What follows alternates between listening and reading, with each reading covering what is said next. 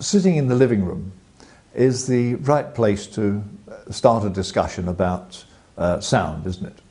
It's a part of life that's enjoyed absolutely continuous and consistent growth, and for the most part, it seems to me, rarely has suffered from the sort of tragedies of a lot of other British institutions.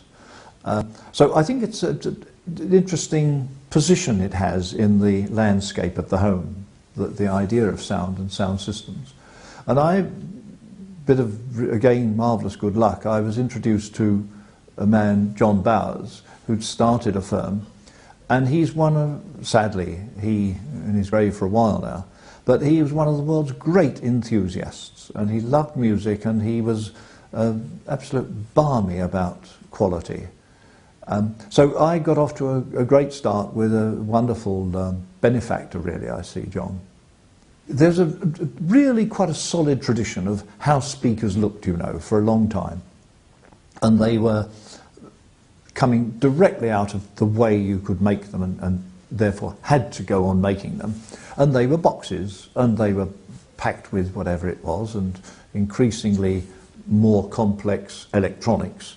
But the box was the dominating form, so the box is not an unusual thing in the living room. We have boxes with drinks in, we have boxes with you know, clothes in, and so on. So the box, the cabinet, I'll call it, is a natural part of furniture, and I think it poses the first big question about whether hi-fi is a piece of equipment or whether it's a piece of furniture. And I think that's the designer's dilemma. I think I got into it, and Bowers was ready, and he was feeling his way towards asserting the importance of the sound system. I think the time was moving to be less furniture and more equipment, more to do with it being an object in the space. I think I came to it with that allowance. It was the time when you could begin to make proposals for things to be less nicely veneered boxes. But at the same time, and in a degree, there's an element of selfishness in this. I think every designer should want to own and live with what he or she designs. So perhaps you shouldn't say that, but I think there's a degree of truth in that.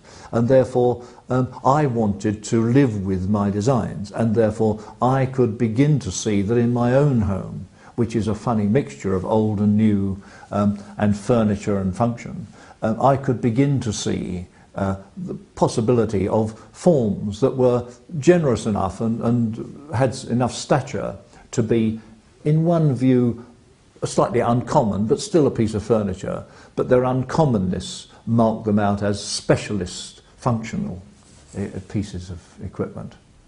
One of the engineers, without any recourse to the likes of Grange, he developed a wonderful sound system which is called Nautilus. And it's as wacky as hell, really. It's a most peculiar looking thing, I think. But it did redefine the absolute top definitions of sound quality, and that, I think, is the wackiest thing I know around, the Nautilus product. This suited me nicely to come to B&W with a proposal for a shape that acoustically I knew would satisfy my chums in the laboratory, but also was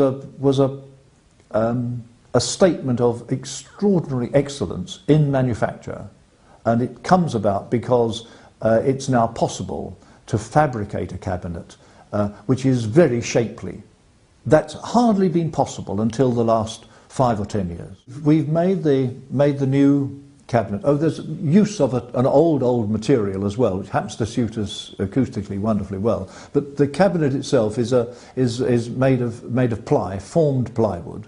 And that's a wonderful thing to see. I think if only all the users in the world could go to the factories to see things made, I think it'd be the greatest treat. You know, you don't need to go to Disneyland. Go to the cabinet makers. I think it's a private passion.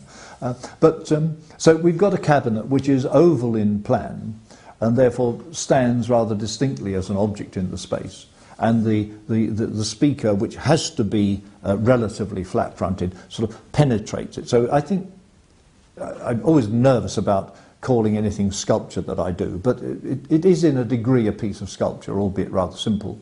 And the crowning treat is the tweeter, this high-frequency unit. We've made a real hero, and I've made it really quite a large and important piece of the overall design. And it's using marble, real live, good old-fashioned marble, which is fantastic material in acoustic terms, absolutely inert and wonderfully solid.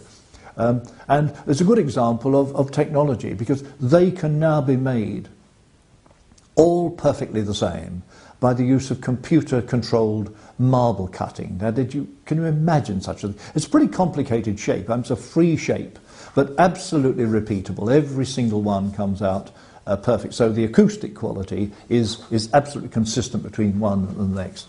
But the marble is quite distinctive. You, in your home, if you have a pair of these, you have two pieces of marble that are unlike two pieces of marble anywhere else in the universe.